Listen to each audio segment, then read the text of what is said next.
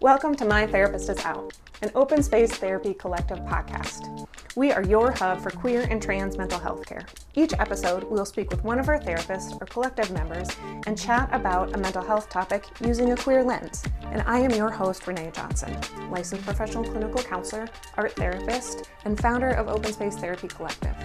Today, we are talking with Mikey Whited, he, they. Mikey is a Psych NP and does medication consultation with OSTC. Mikey specializes in working with queer and trans folks 16 and up. As we dive into today's topic, please keep in mind that this is a mental health podcast and we will talk about sensitive issues. If you would like to be informed of any trigger warnings, please read the podcast description. Hi, welcome to My Therapist Is Out, an open space therapy collective podcast, and we have our collective member, Psych NP Mikey Whited with us. It's so good to have you back. Thank you for having me. Yeah. Excited to come back and talk about some drugs. Yes, let's get into drugs. Mm-hmm. So I think this will probably be the beginning of a series about drugs because we get a lot of questions, and obviously you do too, about what all of these different medications are, and people get a lot of mixed information, and you being the best psych that I know is a perfect person to help educate all of us. Excellent. Cool. So today we're going to be talking about SSRIs, which are kind of, whenever anybody thinks about an antidepressant, they're probably thinking about an SSRI. They have been around for a long time. If anybody's ever heard of Prozac, that was kind of the big one that first everybody started to get introduced to. It is something we still do use, but we have now there's a whole family of medications in the same category. What SSRI means is Selective Serotonin Reuptake Inhibitor, which means that the way your brain sends a signal is one cell sends a signal down, it's called dendrite to an axon, and then it releases these little chemicals. And those little chemicals float across a little gap that's called a synapse, and they touch the next cell and give it a message, and that cell sends the message on. Okay. And those little things that come out into the synapse, which is the little battleground in the middle, is the synapse, and those are called neurotransmitters that you probably heard of, such as serotonin and dopamine and norepinephrine, those kinds of things. And so selective serotonin reuptake inhibitors, the way they work is when your body releases them out to go push the next cell and tell it to send a signal, it then usually sucks them back up to reuse them. And what it does, it stops that first cell from sucking it back up. So it stays in there and keeps pushing the button so you get more signal. Okay. So as a non-science person, so essentially it's kind of like a handoff from one cell to another one of the serotonin or dopamine or whatever it is. And it helps both cells hang on to it, so or just lets the handoff stay at the other one? It just lets the ball stay there longer. Okay. It doesn't actually the way this one works, you don't make more, you don't release more, you just don't suck it back up. Okay. So it just kind of stays there longer so it can activate longer. That being said, different medications have other things that are doing other stuff as well. And different ones also hit different kinds of serotonin. Because serotonin has a bunch, there's serotonin is serotonin, but the receptors that it fits into, there's a bunch of different serotonin receptors, and that's where you're gonna get the different kind of nuanced effects from each different medication is doing a different kind of thing. Or also you can think about so say you have say serotonin is blue. And then you have there's also these other things. It's this one's also got a little bit of pink and a little bit of orange and a little bit, and so that's gonna give kind of that flavor of that color of that medication is not only just the serotonin part, but the other stuff that goes along with it is how the different medications happen. And so all SSRIs are gonna do that serotonin reuptake. Okay. I'm gonna because they're being used a lot more. There's also SNRIs, which is serotonin and norepinephrine reuptake inhibitors, and those work in a similar fashion, but they also have the same effect on serotonin and norepinephrine. Or other meds will have Wellbutrin, which a lot of people have heard about, also called Zyban, that one is dopamine and norepinephrine, doesn't have as much serotonin activity. Okay. So that's kind of where you're going to get the classes of medications, is by what they're doing. Okay. So when we talk today about SSRIs, we're talking just about the SSRI family.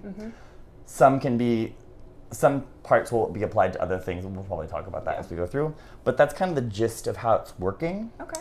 Can you talk a little bit more about like what serotonin does in the brain? Like if we get that serotonin in between those cells a little bit longer and pushes that button a little bit longer, what's happening? So that, I'm just going to be very honest, we love to pretend we know. We don't exactly know. Anybody who says they know we know pieces of it, and we can say things about it because of how we've studied it, but we don't fully know how the brain works, otherwise we could make it do things. Yeah. Can't make brains do anything. So, but a lot of what serotonin, and we usually talk about these as antidepressants, in my experience, and the more that I've learned about how serotonin stuff, serotonin often actually kind of, I associate it more with the anxiety side of things.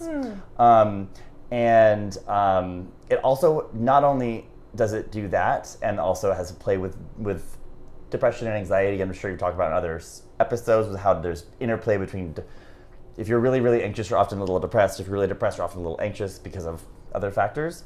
That being said, the SSRIs, they work really well for depression and anxiety, and certain ones list more to the anxiety side, certain ones list more to the depression side. Okay. That's where that like kind of different hue of the medication is what I was talking about. Got it. So an SSRI would like cause more anxiety as a side effect, or help anxiety less? So the way I talk about it with my patients is, say we're at say we're like 0 to 10, 10 like totally freaking out, 0 don't care at all. If you're writing around a 9 most of the time, we're going to take you down to a 7 or 6. We're not going to have no anxiety.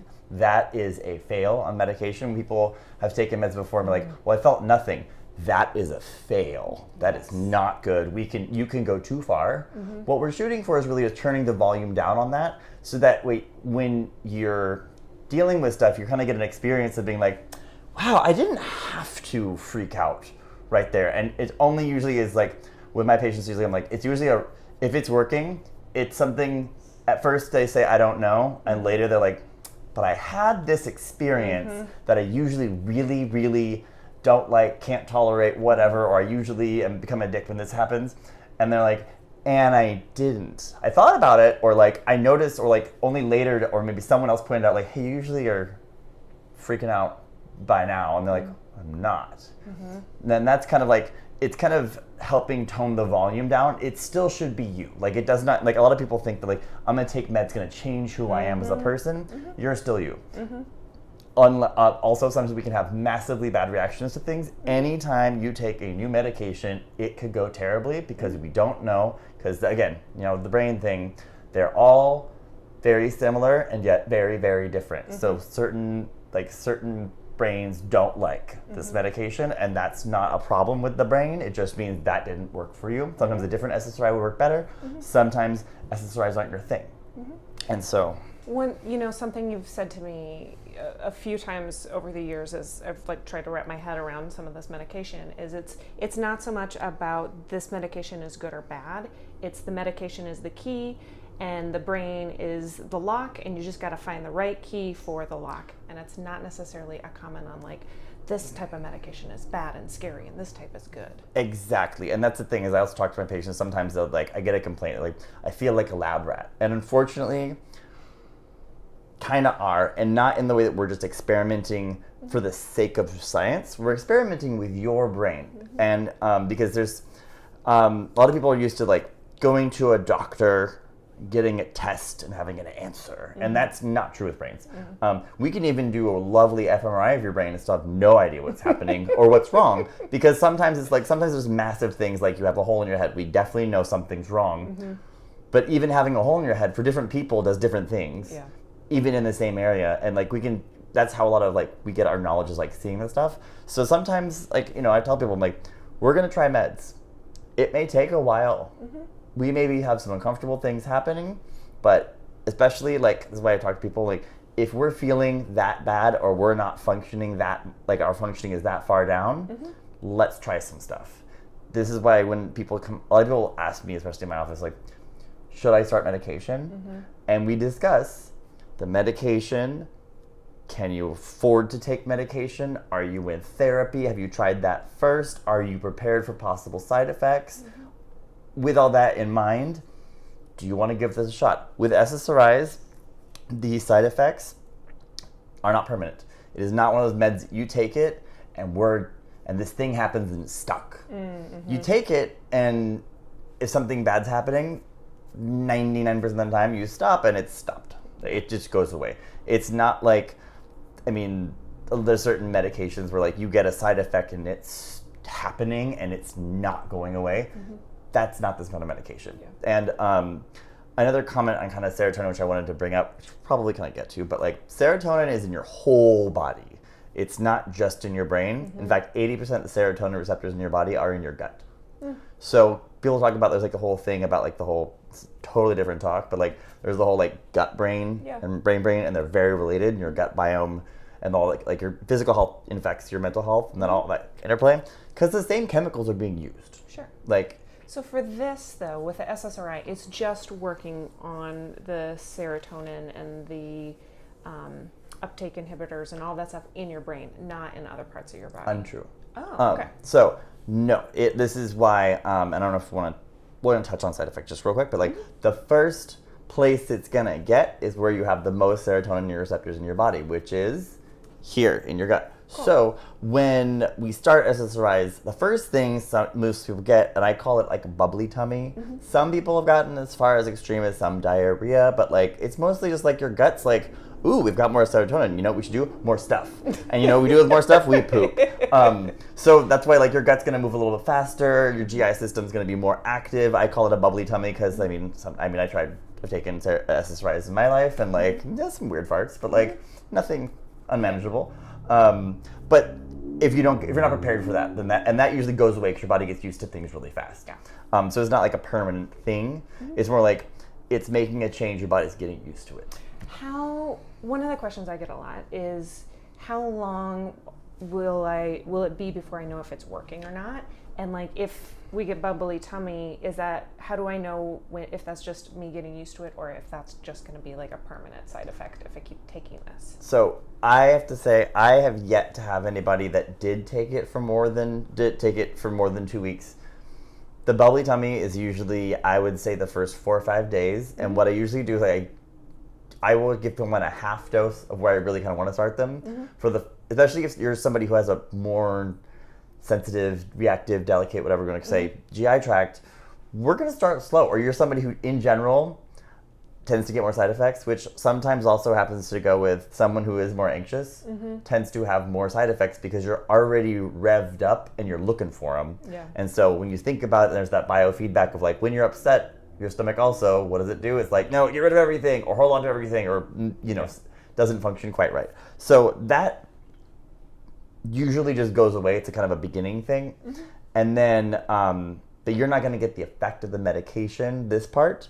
Think about it as kind of like, it's hitting receptors where they are, but you don't get an effect for 4 to 6 weeks in the general range, sometimes up to 8. So this is the downside of them, is it's not like an Advil. You take it, your headache goes away. You take this, you're still going to be anxious for several weeks. And it's more, and I think you can speak to this as like somebody who's taken mood medications before, anxiety medication.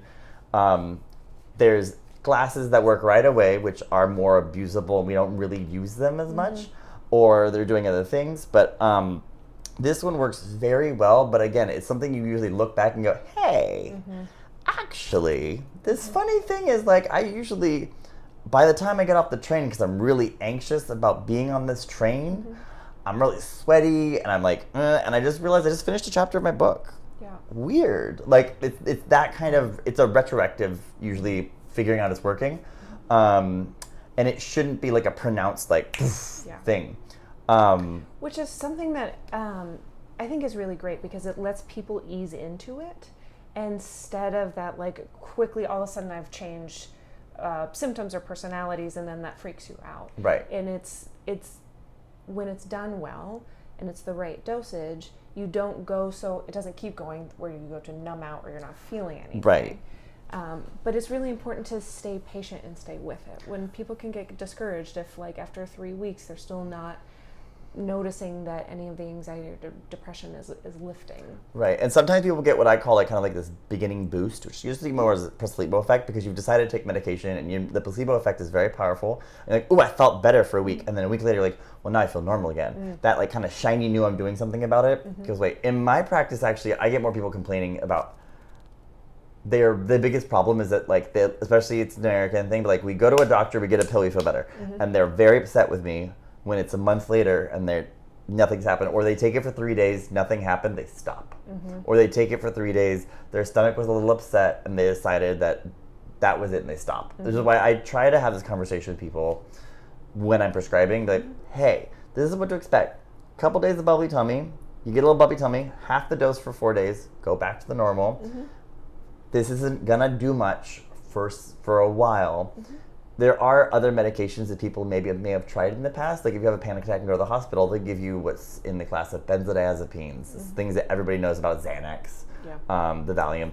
Those work right away, but also are very abusable, are very habit forming, can be physically dependent on, and people that have taken them before, that's the thing, I've had a lot of patients that were on those for a long time, and then I try and switch them to an SSRI, and they are very upset with me. I get many phone calls about how upset they are because it's not what they're used to. Because they're used to something that's like, I feel bad, I take it, I feel better, but it also wears off really fast. It's not really making a long-term change, whereas an SSRI is something like, is making a gradual shift in your brain chemistry to a place that tends to be less anxious, depressed, and that gradual change, while easier on your system, and I always recommend this over that,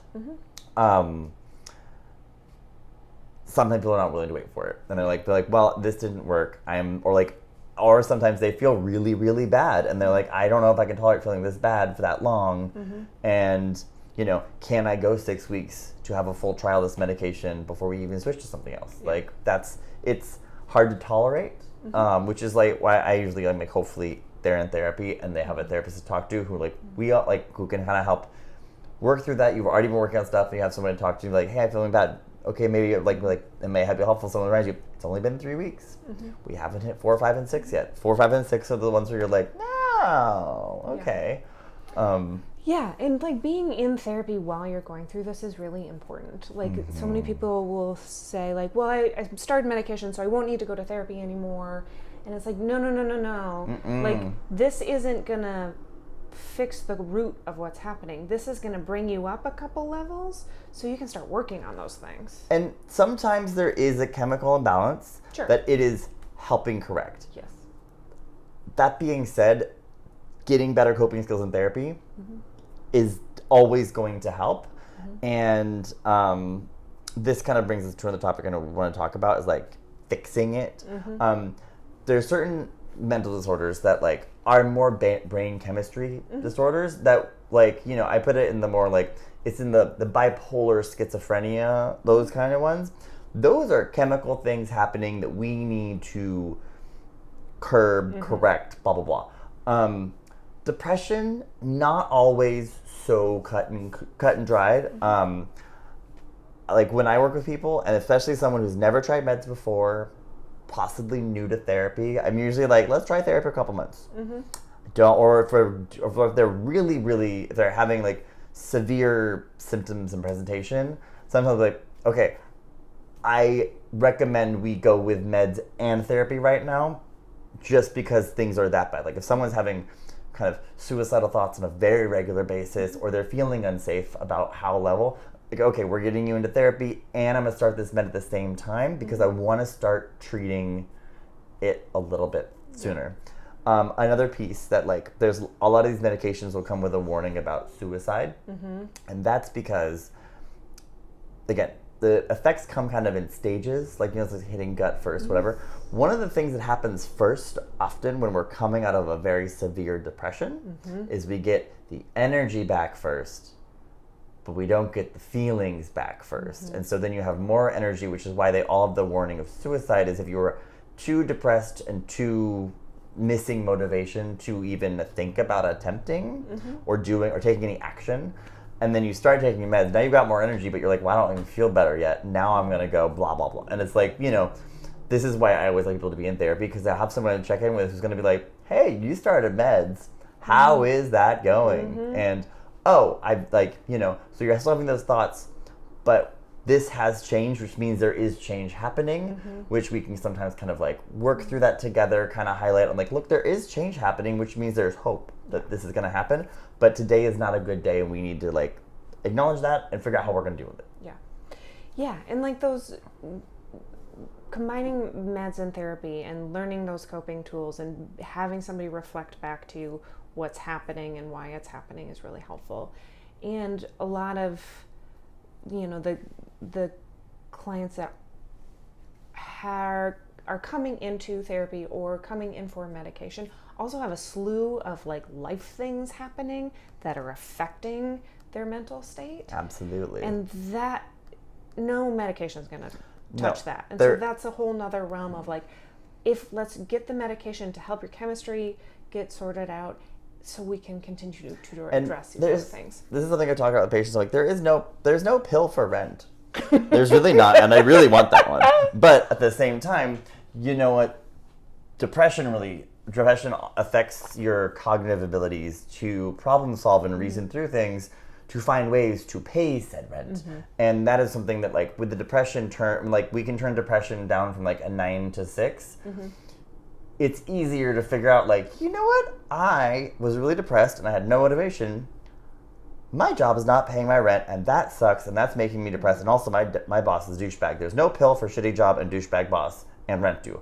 But what it can help with is, okay, I got a decent night's sleep last night because I'm not too anxious to go to bed, and I feel rested today. And you know what? I have the energy, so before I go into this shit job with this crap boss, I'm going to fit an application for somewhere else. Yeah. Which would have seemed impossible before, when we had to, like, either we're getting very poor sleep quality, so in the morning at 6 in the morning, you're just like, I can't. Or, you know, like, those are the kind of things that we're looking to kind of help with the medication. And it's not like things that, those don't go away, but they're more manageable. Yeah, no pill for rent. My God, I wish there was one. I know. Are there any side effects that we haven't touched on yet? Yes. And side effects are a big part of what appropriate medication prescribing should be discussed. So let's talk about some of the big down ones that I always talk about. So when we first start, there is, like I said, bubbly tummy. A lot of people don't like that. Tends to go away. Headache. First week or two. Sometimes it's there, sometimes it's not. People don't like it. Usually it's something like, honestly, like, I don't usually recommend just taking something for something, but like, just take an Advil. Usually it's not that bad. If it is that bad, this is not your medication. Some people get a little dizziness. I find that much less often. Now, and those are usually like kind of your beginning ones, go away soon. These meds don't tend to be, some of them are more what we call activating, like make you feel like you have more energy. Some of them are more sedating, which is like, well, I tended to have people take those at bedtime. Like Zoloft, I always say people take at bedtime. Lexapro, I don't care what time of the day, it tends to be really energy neutral, and like Prozac tends to make people feel kind of, ooh, I gotta get up and go. So there's that. Now, longer term, serotonin is in your whole body, and your brain drives everything. So one of the big ones that I talk to people about is libido and sexual function. It can definitely affect sexual function, and it manifests differently for everybody. It may mean that we no longer get erection aroused. It may mean that we get aroused, but we can't orgasm. It may be some constellation thereof, or maybe just like, I don't care at all anymore. And that is something that I always discuss with people. Like, sometimes sexual function may be the one thing that's working well in your life, and that goes away, and you're like, well, what the hell else am I going to do now? You're like, well, that was the one thing I could do every day that would make me feel better, and now I don't want to / I can't. And that can be really upsetting, especially if nobody warned you about it. There are things we can do about that sometimes. Like, if it's going well, like symptom-wise, but we have that happening, sometimes we can do things like add a little touch of Wellbutrin to bring up the dopamine, because arousal's interplay between dopamine and norepinephrine. It is technically different depending on what our physiology anatomy is. But for the most part, like adding a little bit of Wellbutrin sometimes will bring that back, or we add a little bit of Buspar, which is an SRI, but it kind of flicks a little bit of that serotonin extra that we didn't need off a certain type of receptor that sometimes we're like, oh my God, look, it's back. So like that's something that I really like to talk to people about. Also, sometimes certain ones, there's some weight gain sometimes, it's not necessarily there's anything in the med that, like, there's nothing in the pill there's no fat in the pill, but sometimes it can be that, like, certain people gain weight because they're not stressed out and pacing all the time, or it, like, someone like me, when I'm feeling very bad, I have no appetite, and if I were to have a medication that was going to take away my anxiety, I'd probably really want to eat 3 meals a day because I'm not on the edge of my seat. Yeah. And so it really depends on the person, but like, especially with the SSRI family, I tend to usually, like, most of them, I'm kind of like, diet and exercise, you can control it. It's not like the other classes of meds we may talk about later, like antipsychotics. That is going to, some of them, guaranteed 20 pounds in a year. SSRIs are usually in, like, maybe 5 to 10. It depends. And like I said, everybody is different. So a lot of these are some of them are what we call weight neutral. Some of them we're like, let's talk about a little bit more. In general, those are kind of the big ones that I talk to people about. The other one that maybe our viewers don't necessarily need to worry about, but their provider should worry about, is if you are someone who has a more bipolar brain chemistry, something that is an antidepressant will make you feel better, and then you're going to go past better into mania. And mania, in case anyone doesn't know, it's like really high energy, very impulsive. We get hypersexual, do a lot of impulsive things, and you can spend your whole bank account and cheat on your spouse real quick. Yeah. If you take them and start suddenly not sleeping but not feeling tired, that is number one mayday. Stop taking the med right away. Again, stop taking the med right away. Manic symptoms may go away, but also might give you some information about what we would move to next for prescribing. Yeah. Also, if you're bipolar, antidepressants are not off the table, but they would be taken with something else to make sure we don't push you up over. Yeah. Yeah, and there's a lot of clients come in and unsure if the anxiety is like low-grade mania or not, and get nervous about some of the medications that might push them over the edge. Right. And so that's a really good thing to continue to talk to your provider about if those things are happening. And something, especially if we're worried about the manic stuff, I would sometimes have people keep like a sleep journal. And I'm not saying, like, I'm not your therapist. I don't care what your dreams are. To a certain example. Like, we're not going to analyze our dreams, but I do want to know, like, if you're somebody who generally sleeps about 6 hours a night, all of a sudden we're down to 3 for several nights in a row, I'm getting concerned. Yeah. Or you're somebody who's 6 hours a night, suddenly you're sleeping 12.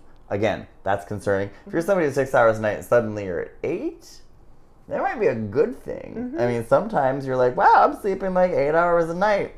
Great. Maybe things are going well. So like, everything should be discussed with your provider, and especially having a provider where you have an open communication dialogue and you can reach out to them. Like, I'm not going to tell anybody that it's likely you're going to get a hold of your prescriber at like 11:30 on a Tuesday night. It's not going to happen. But 11:30 in the morning, you should be able to send them a message. They should be able to get back to you. Yeah. If that is not the case, there should be somewhere that you can go. And especially if you're really concerned about this when you're getting prescribed, like, hey, also, where are places I can go if this doesn't go well? Like, your provider should be aware of the urgent care situations in your area, that kind of stuff. They don't know off the top of their head, but they should be able to get back to you with that information. So if you're somebody who's really worried about that, again, it's probably a very anxious person. Just saying. Have that as a contingency plan. Also, side note, the Reddit rabbit hole.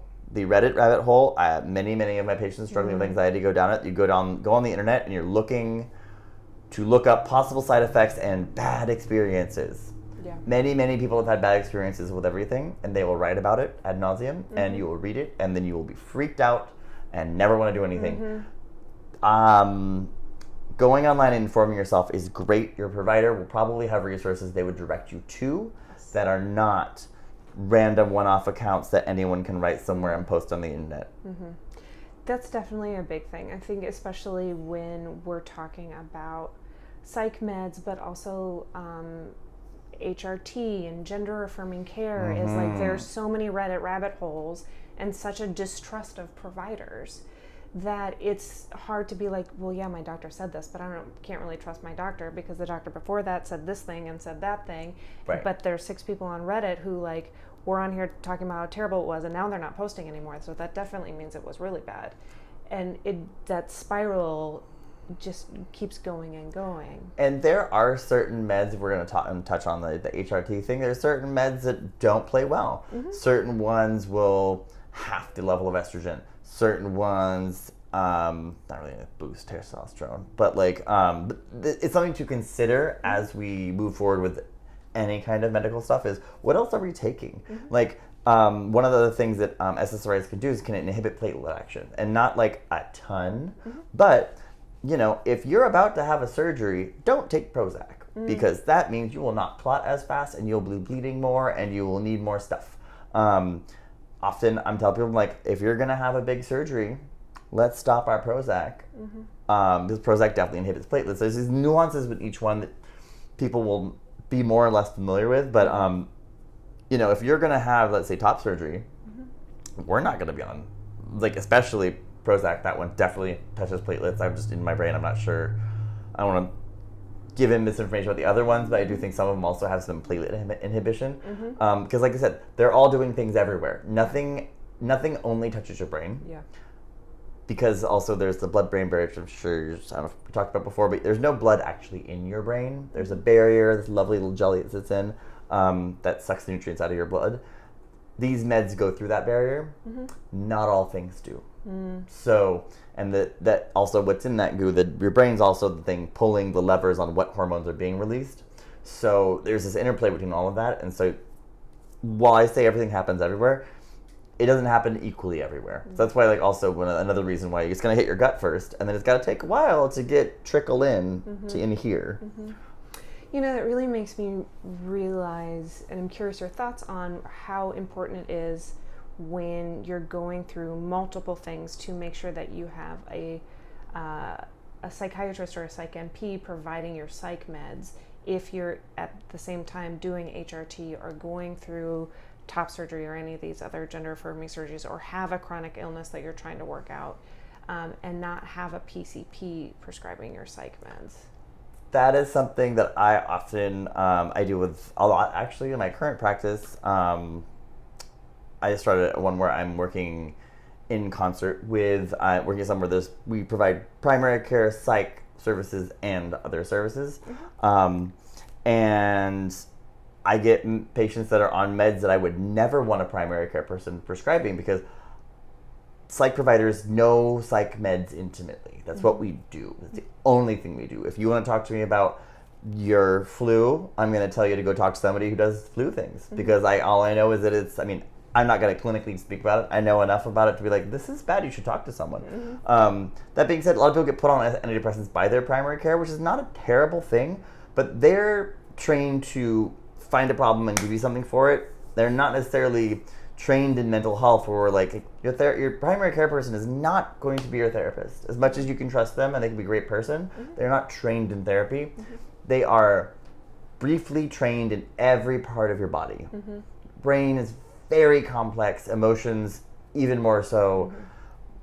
I always especially if we're doing multiple things, I would really encourage people to have an actual psych provider, especially while we're messing with stuff. If you're somebody who's been taking something for a very long time and it's been working, and we're not, like, you kind of worked out what you need to do in therapy and everything's kind of chilling and we're just kind of in a maintenance phase, go to your primary care. That's fine. Shit goes weird. Things stop working, go back to the psych person. The psych person is who I would talk to about that. I tend to think of primary care doctors as lovely. I don't mean this as a slight to them at all, but as a generalist who knows how to take care of colds and flus and things that we all go through, and then say, oh, what you're talking about is a gut issue, we're sending you to the gut person. The thing you're talking about is a brain issue, we're sending you to the brain person. And they're kind of like the really good resource to know what direction to go to. Exactly. They're a great person to get a referral from.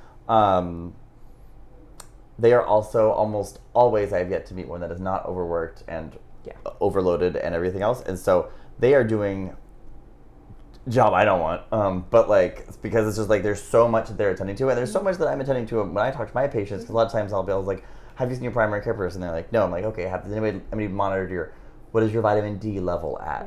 Where are we at with like, what's going on with this disorder that we talked about? You may or may not have. Do we know if we have it yet or not? We should probably, like, that's kind of like, I also do referrals, and that's part of how you practice. But a primary care person, like I said, I used to have colleagues, we all went to school, we all went to our own specialties, that would text me, they're like, hey, like, so like, this person is depressed, and I gave them Zoloft, and they're still depressed. And I'm like, yeah. I'm like, so why? I'm like, well, I can't tell you, but like, it's kind of like, someone's blood pressure is this, I gave them this, goes down to that. The heart, while very complicated as well, you kind of figure, like, we kind of know mostly how that works. It's not usually like the biggest mystery. Whereas like depression, like, you know, we like your cholesterol, we can measure your cholesterol. That is very easy to do. We cannot measure depression with anything that besides how do you feel. So it's something that I would always like recommend you go get a psych consult at least once. Which kind of brings me to the thing that I think we're going to talk about at some point, which is duration and like how long we take these, what is our course. So first and foremost, nothing cures mental health stuff in general. It treats it. So like someone has like bipolar spectrum brain chemistry. That's a moving target. There's never going to be the one med that just does it for you all the time and that's it, because shit hits the fan sometimes, changes our brain chemistry because we got put under more stress, and that goes up and down. When I meet somebody and we're talking about starting an SSRI, particularly SSRIs, and say they've never been on medication before, this is kind of like the first foray into it, I just have like, we're going to try this. Usually it's about 6 months to 2 years. That also in concert with therapy. Most people, some people go like, do this. We do therapy for 2 years. We did meds for a year. We're like doing cool. We feeling stable. We've handled the thing that was stressing us out. We can move on with our lives. You can come back to it later. I generally, after a year of being on antidepressants, I give people a holiday, and if they're willing, and we go, hey, let's either lower our dose, or if it's at a lower dose, stop for a little while and see if we still need it. You may feel a little weird that first week, but like, do you still need it? Also, certain meds, there's no problem being on these for a very long time. There's no major negative side effects. The thing, I mean, except for, you know, if you just never had an orgasm, but like, then there's also, sometimes they stop working. It's clinically called poop out, which I love, but things poop out. They just stop working. Your body is taking something to alter how it was functioning, and often nature finds a way. And it's like, oh no, I wanted to be depressed. But, you know, that can happen. Is something you talk about. Maybe you switch something up or whatever. But by and large, it's usually a 6 month to 2 year kind of thing. And then hopefully we've kind of made our life changes, made our coping changes, and move on. Also, on the note of taking SSRIs, you have to take them every day. Every day. Or they don't work. I mean, if you miss, say you miss, we're human. I have ADHD, obviously, and I forget things. It happens. Not the end of the world. Certain ones more end of the world than others, like Paxil in particular. That one, not my favorite, because if you miss a dose, you feel crappy. You miss 2 doses, you feel like you're withdrawing from fucking heroin. It's terrible. And not say that I've personally experienced it, but I've watched it a couple times, and it is not pleasant to see. Gnarly. That one's narnar, but it also works very well if you have severe OCD. Like I said, all of these have their own kind of flavor, and OCD, like Paxil is, I've had some amazing results from it, but also my OCD patients are not usually super worried about them forgetting things. Like they're like, I lined all of this up, and I'm like, cool, that's great. But this is one that if you miss a day, oh shoot, you can pick it back up and it'll be fine. But you cannot take it every other day. And here's the thing is, like, if you're taking it like 3 days a week out of 7, stop. Because doing it that way does make it harder for it to work later. Because it's brains like consistency. They're like, think of it as like grumpy old grandmother. She wants soup every day, and like, don't give her like a spicy fucking burrito one day and then nothing the next day. Like, it's messing with your brain, will destabilize you more, and also has been shown to make it less likely to work later. Doing multiple different trials of medications, and like, say like we start our meds, take them for 2 years, we feel good, stop for a year, things are fine, get a divorce, lose a foot, whatever, decide to go back on, works again. When you do the like not quite taking it consistently, just kind of like, well, I took it today because I felt really bad. A, nothing's happening that's good, and B, it's really just messing your system, making it harder for it to work later. Yeah, that's a great point. No Tic Tacs. So what I'm hearing is these are really good for anxiety and depression. Is there any other symptoms that you would try an SSRI with? Like I said, OCD, which often is... So there's a bunch of different disorders that are in the DSM that not everybody construes with anxiety, depression. PTSD is a stress anxiety disorder. Works great for some of the symptoms. It's not going to make your trauma go away. Really, again, wish there was a pill for trauma. We wouldn't have a job. It'd be great. I would love that. Yeah. OCD, like I mentioned before, very anxiety-based kind of disorder. Certain ones will use for anorexia sometimes. Like, there's a host of different things that aren't just anxiety, depression we use them for. Like, it's not an SSRI, but like the Wellbutrin reference I mentioned before, which we're never probably going to cover because it's kind of own medication. But that's increasing the levels, like this increased levels of serotonin. It's increased levels of dopamine and norepinephrine, which are things that people with ADHD tend not to have much of. And ADHD brains tend to like it, especially like if you have a mood disorder and ADHD, Wellbutrin is like gold standard for that with another thing. But a lot of these are used for more than just depression and anxiety. Like I said, like you could have more of a bipolar brain chemistry. We still use it. We just add something else. So yeah, like there's a lot of different things that we would use this for. Awesome. But again, anyone who tells you that exactly how the brain works is lying. Yes, anybody who tells you they know something as a fact is lying. There are very few things in life that...